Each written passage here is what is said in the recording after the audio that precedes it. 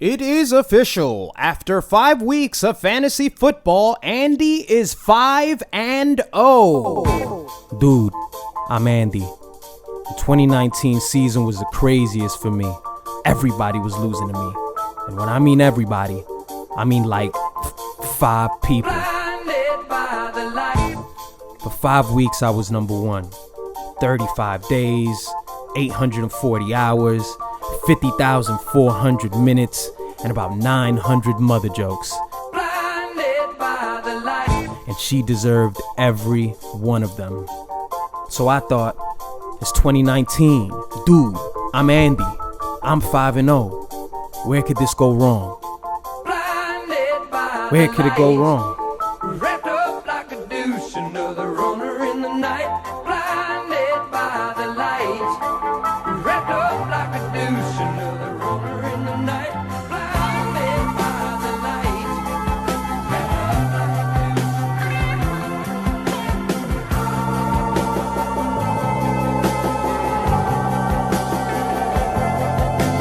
Madman drums, rumbles, inmates in the summer with a teenage diplomat. This is your Week 7 recap. Bundy here and you there. So what do you say we get started with the disrespect right away? So of course I have to address the elephant in the room, and the elephant in the room would be my injuries. I suffered many injuries this week, Patrick Mahomes being the one that hurt the most. Obviously Patrick got hurt, I think, in the first half of the game. He scored 1 touchdown for about 7 points. And then shortly after that, I had Adam Thielen, who went out on a touchdown pass, who went down with a hamstring injury.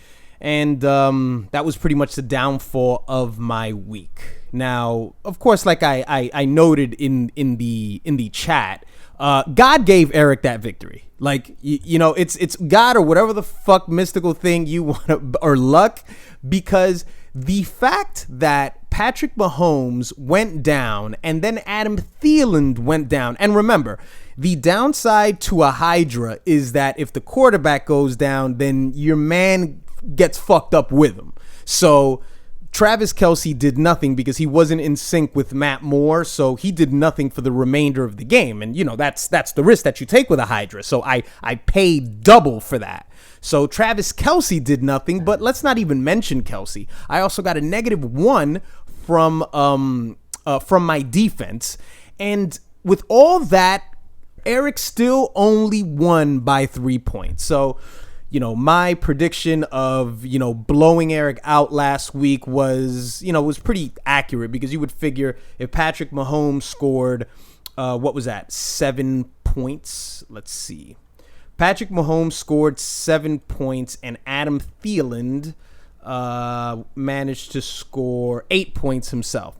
So you could only figure that, with all the touchdowns that Kirk Cousins was throwing, and how Patrick Mahomes maneuvers around defenses, you could only assume that you'd add 20 points. Let's be nice. Let's say 20 points. I won't even exaggerate. Let's give Thielen 3 more points, and let's give Patrick Mahomes 17 more points. Whatever, or split it up differently.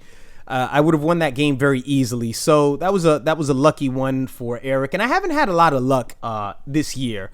Obviously, as I've mentioned to you guys, I have given up the most amount of points this season. My defense, according to Ed, is not up to par. I have given up 712 points this season. Second is Orlando with 657. Eric in third with 648. Jay in the fourth slot at 646. And, by the time you get to Hensel, who has, who's been the most fortunate person as far as matchups, 572 points have been scored against Hensel. So, just look at the separation between me and everyone else. And this pretty much happens every year. I think last year, Ed, let's see, I think in the 2018 season, Ed was, finished with a pretty. Let's see. Child, please. Let's see if memory serves me correctly. Right. So Child Please was the 9th ranked team last year. He finished with a record of 5-8. Giving up 1307. Jay was gave up the most amount of points at 1312. But the reason why I mentioned Ed is because on the flip side of that, Ed's team managed to score 1,274 points. So I'm kind of, it's shamefully, I should hang my head for even fucking admitting this. I'm kind of in the same slot that Ed was last year, in the sense that I was scoring points, but people were also scoring against me. So there's always that team that sort of gets fucked up the ass at the same time when they're fucking other people. So if I was in the what's the name of that film? That film that some of your mothers starred in, with the centipede, right? What was it? Is that the actual name? Is it Centipede? Is that what it is? The Human Centipede. That's what it is. So I would basically be towards the front, like I'm still fucking, and there's not many people ahead of me, but there's a bunch of you behind me, but I'm still fucking at the same time. So that's pretty much what's happening this year. That's what happened with Ed last year. That's my analogy. That's the one that I'm sticking with, guys. It's the Human Centipede analogy. So obviously I have Kirk Cousins going out tonight, and this is a very important week for me. This is very important. I need to beat Hensel. If I don't beat Hensel, mathematically, I'm still not out of it. And if you guys know anything about Team Bundy, you know that we have to mathematically be out of it in order to be out of the playoffs. The reason why I say Joe is out of the playoffs, and he is because there's never a fight. There's never a death rattle with Joe. It's kind of just, he goes quietly into the night. Like that old analogy of that Leonardo DiCaprio film with I'm bringing up too many films right now. I'm sorry, guys. Go fuck yourselves. Where he was talking about the mouse that churned his way out of the butter, got himself out of the butter. Joe's the mouse that just dies instantly. just submits and capitulates to whatever the opposition wants him to capitulate to, and he just fucking dies so his seed doesn't make it to the next round. So the reason why I say that it's a must win for me, but I am not out of it because I'm never fucking out of it until mathematics takes me out of the equation. But I need to win this game. I need Kirk Cousins to do what he does. At the very least tonight, I'm looking for Kirk Cousins to do, let's say about 17, 18 points. Patrick Mahomes hasn't necessarily overachieved this year, so it's not like I have to make up for much. And later on, I'm going to get into draft picks that didn't quite pan out the way some of you had thought that they were going to pan out. Now, Patrick Mahomes, of course, the first few weeks he was phenomenal. 27, 31, 26. But then the past few weeks he's fallen into this this high teen pocket. He's got 17 points week 4, week 5 he's got 17 again, week 6 he got 18, and of course with the injury he got 7. So my team is still scoring. So I if Kirk Cousins can put in a 20 plus performance, that would be amazing. But yes, I need to get this victory, and I wanted to mention this now because I know it's just rattling inside all of your heads as to what's going to happen with Team Bundy. He talks so much shit, and his team is dead. My team is not dead. Okay, my team is not dead. In fact, it is very alive. So tonight, Kirk Cousins will start the raping, and then we'll get the lube ready for Hensel. We don't rape people dry like Ewok rape. We're gentlemen about it. We're nice guys about it. Speaking of Ewok rape, I'm about to read off to you the last 2 weeks, the scoring in the last 2 weeks, from lowest to highest. I'll read that off. So Ewok rape with 141. We have Andy with 152. Orlando with 154, Dro with 160, Hensel with 164, Joe with 172. That's a bit of a surprise. Ed with 177, Jay with 186, Team Bundy. Why did my voice just crack? As a Team Bundy? By the way, Mr. Simpson, your fucking fantasy team sucks. It's fucking terrible. I sound like that kid from The Simpsons. Team Bundy with 191 and Paul with 223 points. And, of course, with Paul, we have the bloated, performances that the New England Patriots have given Paul. And, as I mentioned in the chat, he's been very fortunate, and, kudos to Paul for, at the very least selecting them because they are the Patriots or because they had such a soft schedule. Because if you take a look at the Patriots schedule, they haven't faced any elite quarterbacks. They haven't faced, excuse me, I'm burping because I'm thinking about Paul. They haven't faced any elite quarterbacks. The New England schedule is, what it's been so far is as follows. Give me 1 second. So New England started off with Pittsburgh, then Miami. I'm sorry, Pittsburgh, Miami, the Jets, Buffalo, Washington, the Giants, and just this week, the Jets. And if any of you are watching that game, you know just how wonderful Sam Darnold was. So they haven't faced any real quarterbacks, any strong offenses. Maybe the strongest that they faced was the Buffalo Bills offense, and that was one of their highest scores at 25. So Paul's been very fortunate with a soft schedule, and that's of course the New England argument aside. That's real football. That's New England probably doing what they're gonna fucking eventually always end up doing by the end of the season. But as I mentioned, Paul is going to have a rough one moving forward. And the reason why it's rough is because New England is still his strongest slot. He has Lamar Jackson on a bye. But this is, from week 9 to week 14, this is what New England's schedule looks like. So week 9, they will go up against the very same quarterback that Paul is resting all his fantasy success on, Mr. Lamar Jackson. They will face the Baltimore Ravens week 9. Then week 10, they have a bye. Week 11, he's got a bit of a break there, and I think his last chance this season at a breakthrough performance with the Philadelphia Eagles in week 11. Week 12, Dallas Cowboys. Week 13, Houston Texans. Now, what's going to be interesting is this. It's going to be interesting to see how confident Paul is in the Patriots defense against Dallas and against Houston. I mean, not to say that Dak isn't going to make a bunch of terrible mistakes, because of course he's Dak and that's what he's going to do.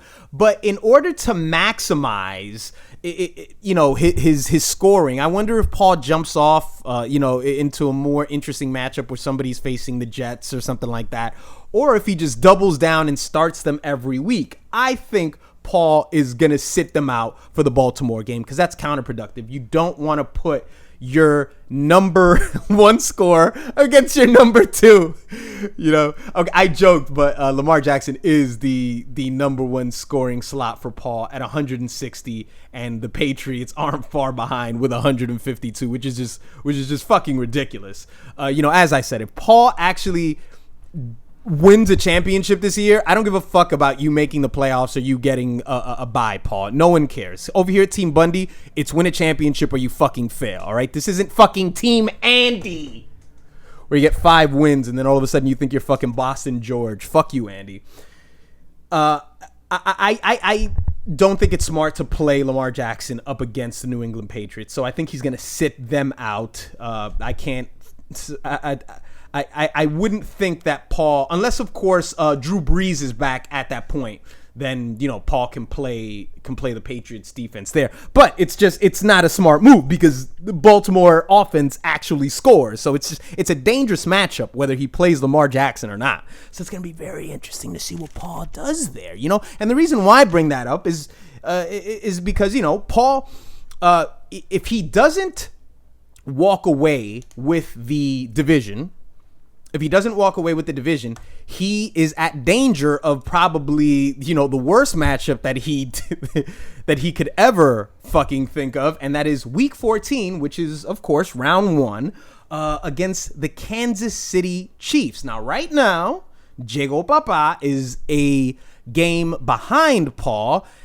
And if you're in the same division as Team Bundy, look, you guys can hear me say shit and think that I'm fucking joking, but you guys were watching that score between Eric and I, and you guys were like, oh my God, is he gonna fucking beat him without these guys? Is he gonna fucking beat him? I didn't, but I'm always in the position to win because I see this shit before it happens. I know your teams. I know what your teams are capable of. I know if I have to make any changes, and Hensel's gonna get raped all the same, so I'm not worried. But as long as you have Team Bundy in your division, you always have, somebody right up your ass. And Andy is literally right up your ass because he likes men. So he's just one game behind you, Paul. So you better get that fucking division, or else your second best player is going to be rendered fucking useless. Unless you got the balls to play the KC, to play against KC and, sort of tell yourself, well, hey, I'm okay with walking away with 6-7 points. That's fine. But don't think that they're walking away with like a 25-point performance, or at least I hope they don't. So as mentioned before, I'm going to get to a list of bad picks, picks that haven't panned out. And this particular segment here isn't really, it's not really meant to shit on you guys because one of my players is also in this segment. But I just plucked these players, from the draft recap, and some of these are really horrible, of course, some worse than others. So what do you say we get started? And of course, when you talk about the worst, you have to just, kind of mention Pedro, goes hand in hand. It's like Bundy and like championships. So right here we have Pedro, whose number 1 pick was Le'Veon Bell. Now, Le'Veon Bell is the 23rd ranked running back. He has 1 touchdown. His highest score of the season was in week 17. That's pretty pathetic. We also have Travis Kelce for Team Bundy. He was my second pick, and Travis is the 4th ranked tight end. But as we all know, the tight end position isn't, it's just a couple of people, and Kelce is supposed to be at top of that list. So in my mind, so far, he hasn't panned out the way I have expected him to pan out. If he's number 4, I don't accept that. Like, he needs to be like number 2 at the very least. His stat sheet is as follows. He got an 8, then a 16. Then, after that point, week 3, 8, week 4, 8, week 7, 7. I'm sorry. Week 3, 8, week 4, 8, week 5, 7. Week 6, he got a 5, and just this last week, he got a 4. With 1 touchdown, he's been, he's almost been borderline pathetic, if not for that 16-point performance. But I'm betting on real stats dictate that Patrick Mahomes and Travis Kelce will score touchdowns together. So I'm not worried about that. Joe Mixon for Paul was his second pick. Joe Mixon is the 33rd ranked quarterback, and he has 0 touchdowns. Now, that's horrible, because that's his second pick. And if Paul would have gotten a hold of a Nick Chubb who was available. Like, let's not even go, let's say Nick Chubb. Paul would have probably been in the 800. He would have probably been, his scoring would have been in the 800s by now. Okay, so we also have Orlando here with his very first pick, Julio Jones. He's the 7th ranked wide receiver. Now, the first 3 weeks of the season, Julio Jones was working out. He got 4 touchdowns and 49 points in the process, but since then he hasn't really done much. Matt Ryan is a loser. He's a third rate. I wouldn't even say second. Like, I go Cam Newton before I go. Do I go Cam Newton? Do you go Cam Newton? Like, Cam Newton. I know I asked Orlando, would you go with I'm not sure who it was. It might have been might have been Phillip Rivers. I go Phillip Rivers if you're asking me. Oh, I think it was Carson Wentz. That's who it was. I think I do go with Matt Ryan over Wentz. I take Rivers over Matt Ryan.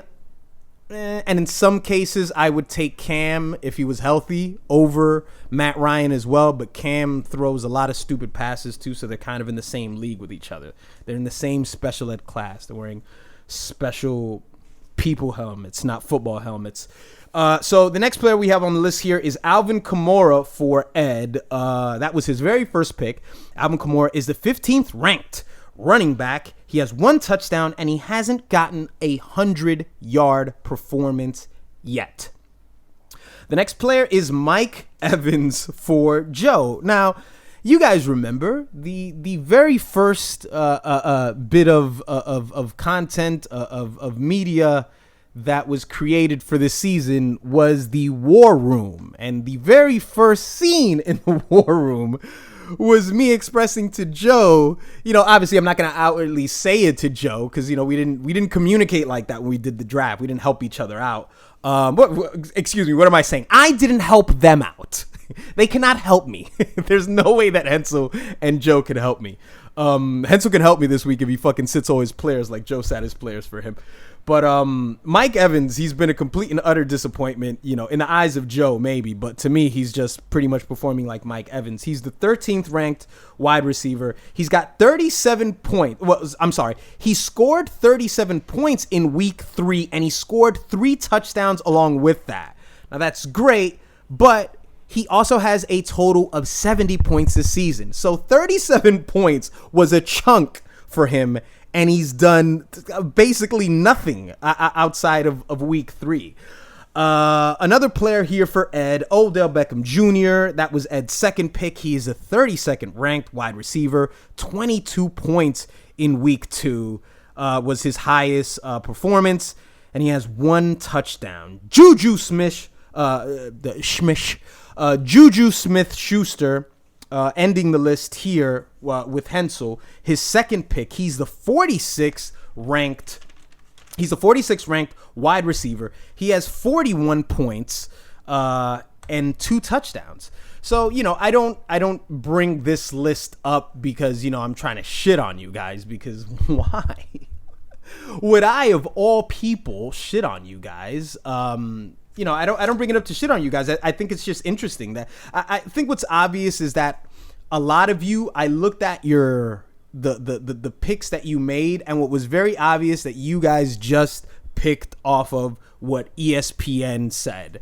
One of you who has a very good record and has a lot of points right now is in that group where it's like every one of your picks was just like, ESPN told me to do it. Like, because ESPN told me to do it. Okay, so let's move on to the week 7 scores. You had Team Bundy losing to Ewok Rape 75-72. Dad Bod victorious against Jago Papa 84-70. If Andy does not have Christian McCaffrey, he is done. Which is still, in my opinion, better than Paul's team. I'm sorry. Gonna just put my hands up in the air. I'm sorry. That's still better than Paul's team. Because Christian McCaffrey's a fucking monster. Child Please defeating Nida Kali 80-72. I'm happy to see Pedro lose. Pedro always gets lucky victories. Like he always just walks away with this kind of just like little, this shit-eating grin. Sort of like that sidekick from. This is a reference that I can't even fucking pull from. What the fuck is that? That dog who's like a sidekick, and he's got like a pilot's cap on, with the goggles. Is that like Paul's pretty old. I think Paul's the oldest person in this league. What was it?